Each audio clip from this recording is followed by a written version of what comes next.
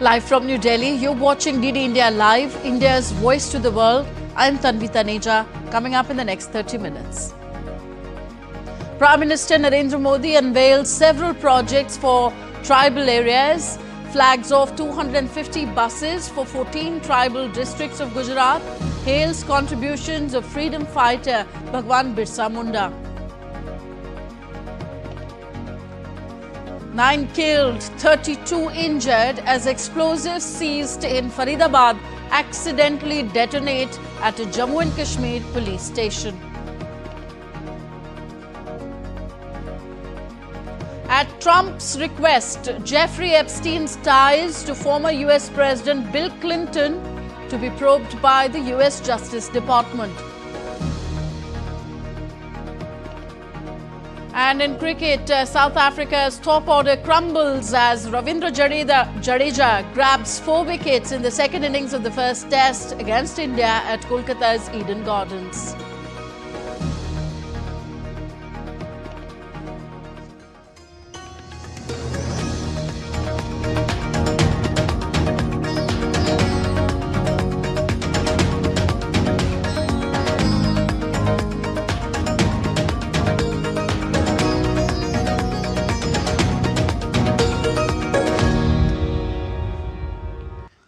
Up first, news from the Western Indian state of Gujarat. On the occasion of the 150th birth anniversary celebrations of Dharti Aaba Bhagwan Birsa Munda, Prime Minister Narendra Modi on Saturday inaugurated and laid the foundation stone of various infrastructure and development projects worth over 9,700 crore rupees in Dediapada.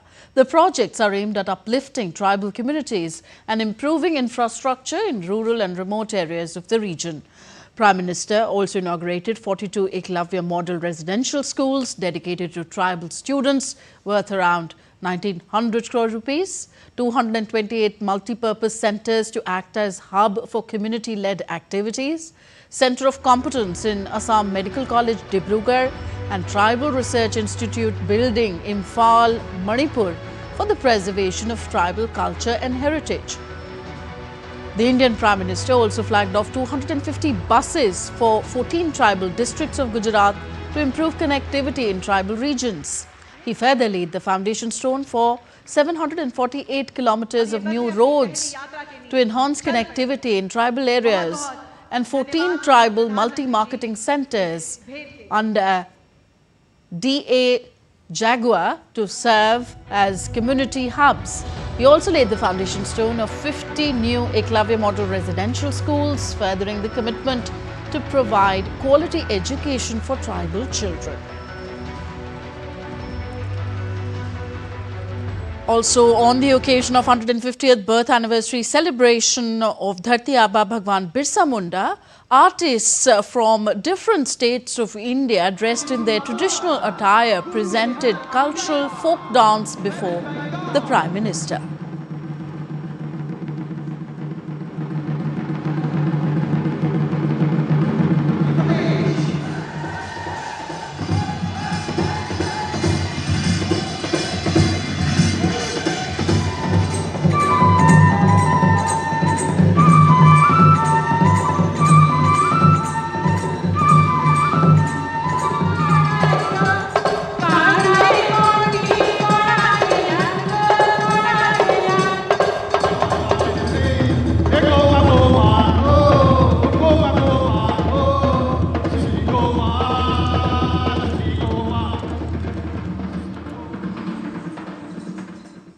Earlier, Prime Minister Narendra Modi offered prayers at the temple of Pandori Mata, the clan deity of the tribal community in Devmogra village of Sagbara Taluka, 23 kilometers from Dediapada.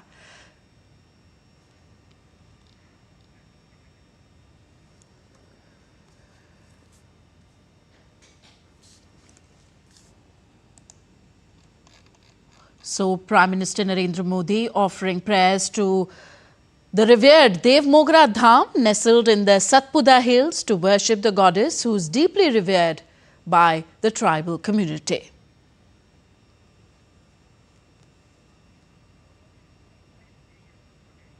Thereafter, Prime Minister Narendra Modi also conducted a road show in Narmada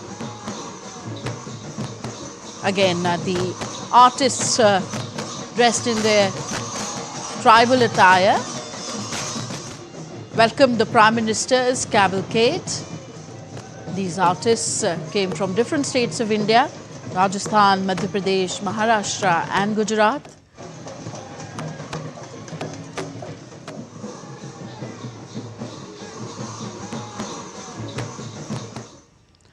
So as part of the Janjatiya Gaurav Divas, Prime Minister Narendra Modi paid floral tribute to freedom fighter Birsa Munda in Narmada, Gujarat. Earlier in a post on X, Prime Minister Modi paid respectful tributes to the great freedom fighter Bhagwan Birsa Munda on his 150th birth anniversary. He said that on the sacred occasion of Janjatiya Gaurav Divas, the entire nation gratefully remembers his unparalleled contribution to protecting the honour and dignity of the motherland.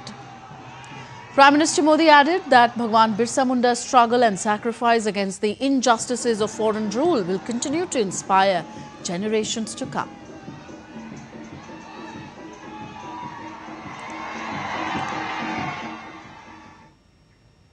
Prime Minister Narendra Modi conducted a roadshow in Narmada, Gujarat.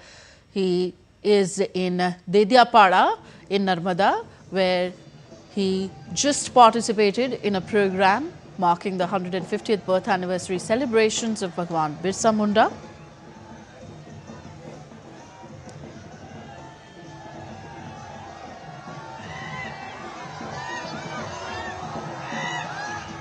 So to accelerate Gujarat's development, the government will present various programs dedicated to Bhagwan Birsa Munda. A special play on the life of Bhagwan Birsa Munda will be staged at Ekta Nagar in the evening. So today is a day to honour the tribal people of India. Tribal Pride Day is celebrated every year on November 15th. This day honours tribal people who are contributing to the creation of a strong India. Their contribution to nation building is also being remembered. November 15th is a day to honor the rich culture, centuries-old traditions and historical heritage. This day is extremely important to remember the contributions of tribal people who have lived in India since ancient times to nation building.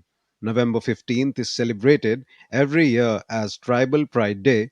This day is dedicated to the brave tribal people and the god of tribal people, Birsa Munda, who sacrificed his life in India's freedom struggle, whose birth anniversary is today.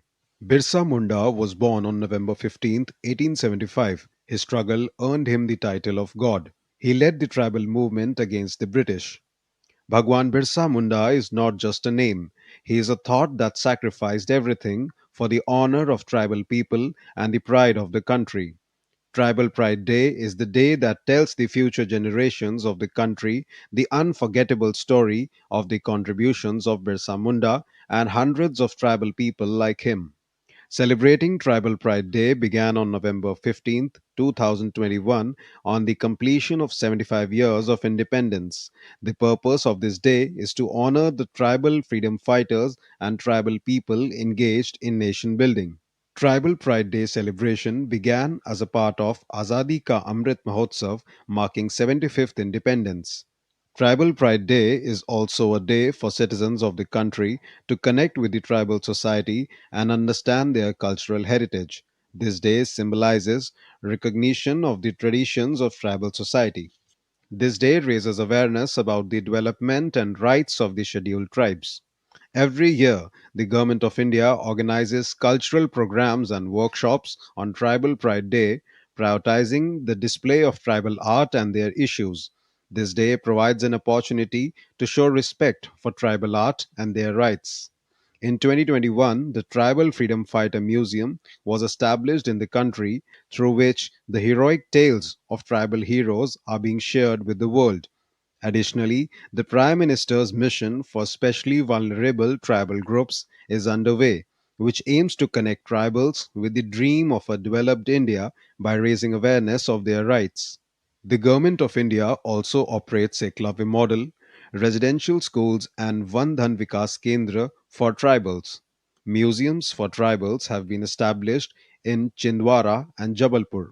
Tribal research institutes are also operating in Srinagar and Gangtok. Tribal Pride Day is an effort to foster the dream of tribal survival and self reliance. Bureau Report, DD India. It is not a common thing for someone born in a poor tribal family to become Dharti Aba, meaning father of the earth or God. But Bhagwan Birsa Munda created history by transforming himself from an ordinary person to a godlike status in just 25 years. Dedicated to tribal interests, Birsa Munda transformed the condition and the direction of tribal society, ushering in a new era for them. Whenever tribal freedom fighters are discussed, the name of legendary tribal leader Birsa Munda is the first to come to mind. The story of Lord Birsa Munda, a symbol of tribal pride and struggle, inspires every citizen. It was as a result of his struggle that a special law was enacted for tribals, and his indelible contribution to the freedom movement led to the Tribal Pride Day, celebrated every year on November 15th in his memory, which was announced by the Government of India under the leadership of Prime Minister Narendra Modi in the year 2021. Bhagwan Birsa Munda was born on November 15, 1875 into the Munda tribe in Ulihatu village, Jharkhand. This was the time when the British Raj had begun to infiltrate the dense forest of central and eastern India.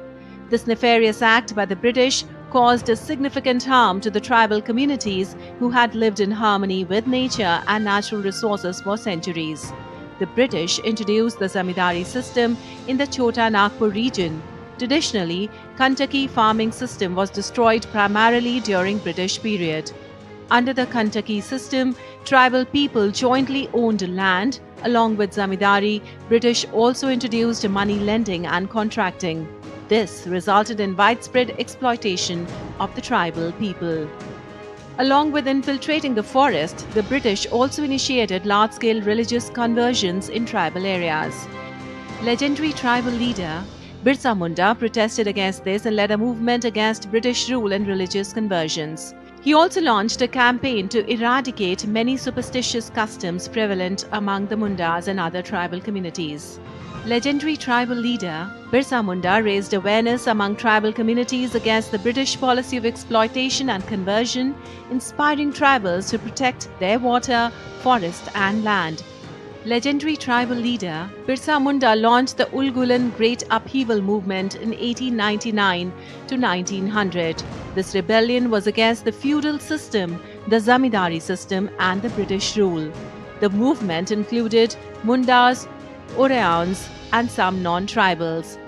During the movement, Birsa Munda's powerful slogan Abua Raj Ite Jana Maharani Raj Tundu Jana, meaning "May the Queen's rule end and our rule be established," became a rallying cry for tribal empowerment.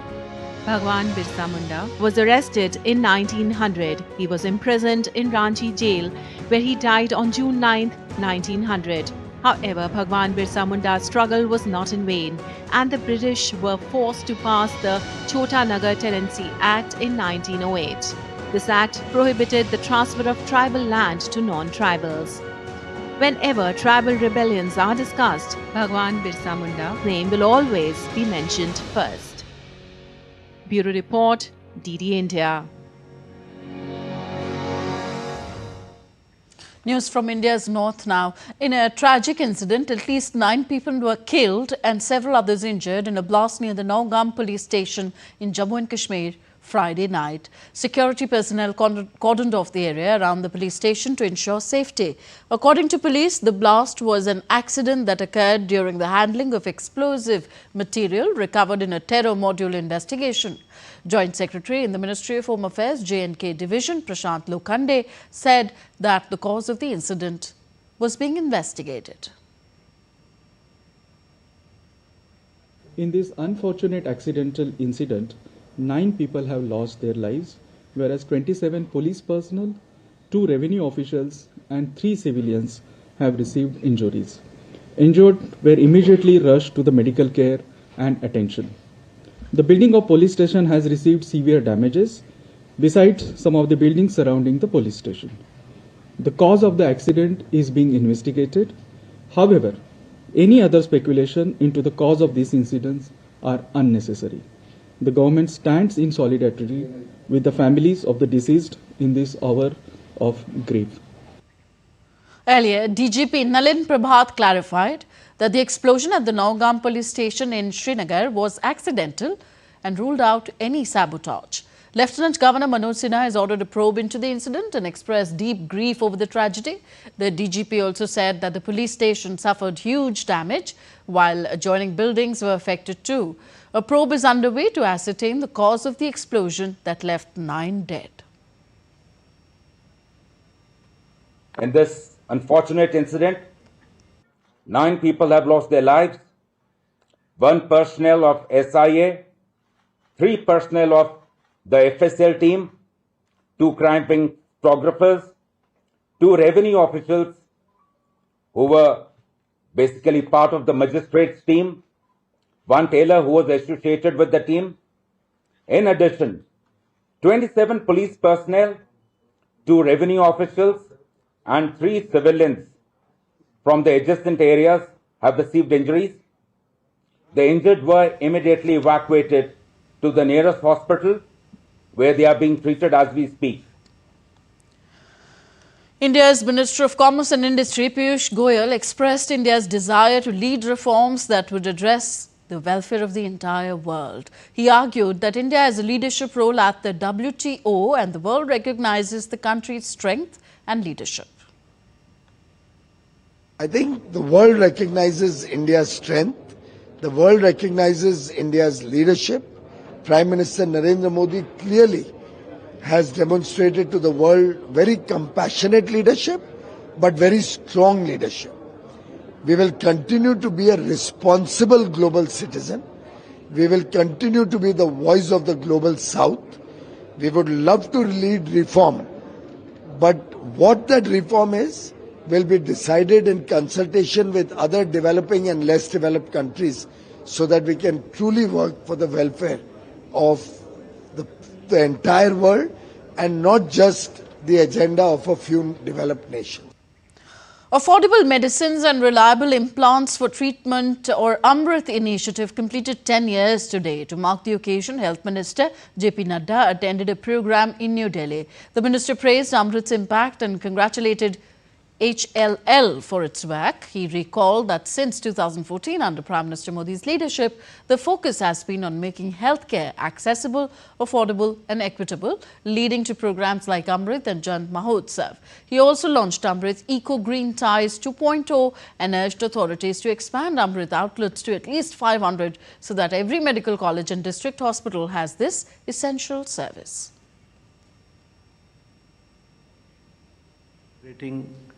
10 years of Amrit, affordable medicine and reliable implant treatment program, and we are completing 10 years. First of all, I would like to congratulate HLL for the good work they have done for the past 10 years. My congratulations to them.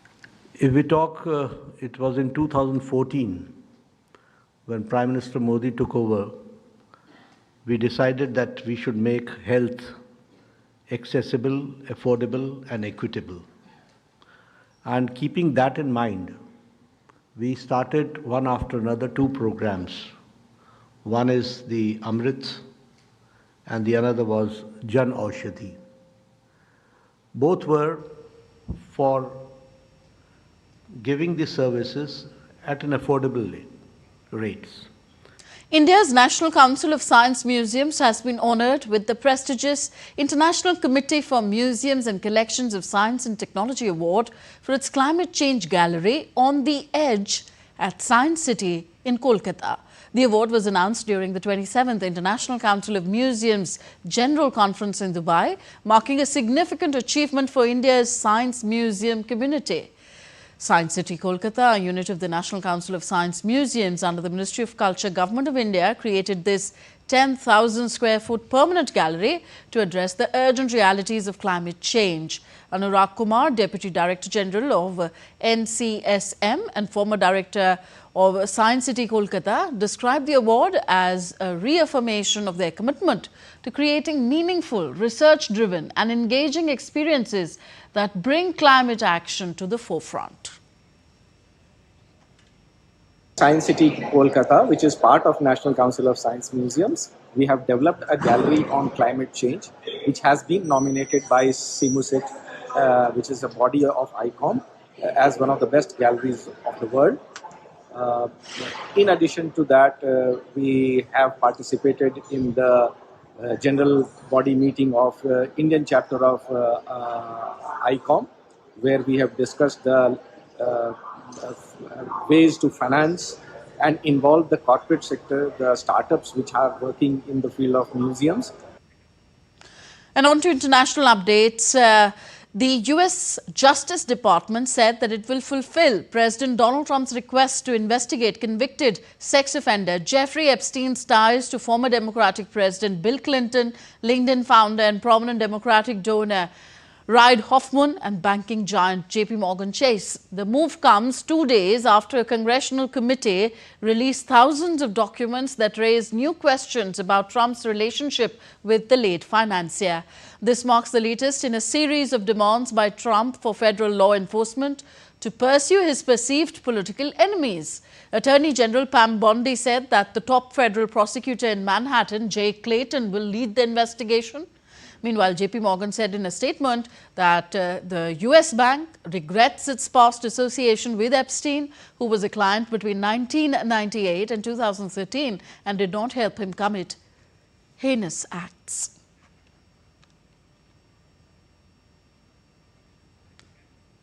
And on to updates from the second day of the first test match between India and South Africa underway at the Eden Gardens in Kolkata. Ravindra Jadeja ripped through South Africa's middle order with a superb 4-wicket spell, leaving the visitors reeling with not much lead in the hand. Jadeja dismissed Aiden Markram, Tristan Stubbs, Vian Mulder and Tony Zorze. Kuldeep Yadav and Akshar Patel have taken a wicket each. Earlier on the day, South Africa staged a strong comeback as well to restrict India at 189 runs with only a 30-run lead in their first innings. Simon Harmer dismantled India's lineup with a superb 4-4, while Marco Jansen picked up 3 wickets. Indian captain Shubman Gill walked off retired hurt with a suspected neck spasm just moments after beginning his innings. And 14-year-old Bihar's teen batting sensation Vaibhav Suryavanshi explosive opener hit 144 of just 42 balls in India's opening game in the Asia Cup Rising Stars against the UAE at Doha. Suryavanshi's century, coming off just 32 balls, was the joint second fastest by an Indian batter in T20 cricket. The young opener played electrifying knock, including 15 sixes, showcasing his immense talent. This was Suryavanshi's second T20 century following his 35 ball for Rajasthan Royals in IPL 2025. He's the youngest man to score 100 in T20s. Coaches lauded his potential, comparing him to Rohit Sharma and Virender Sehwag. So that's all for this edition of DD India Live. Do let us know your thoughts on the news of the day. Connect with us on our different social media handles at DD India Live. And you can also download our DD India mobile app for quick news and updates on the go. We'll be back with more news as it breaks here on DD India. I'm Tanvi Taneja from all of us here in New Delhi. Thank you for watching. Namaskar.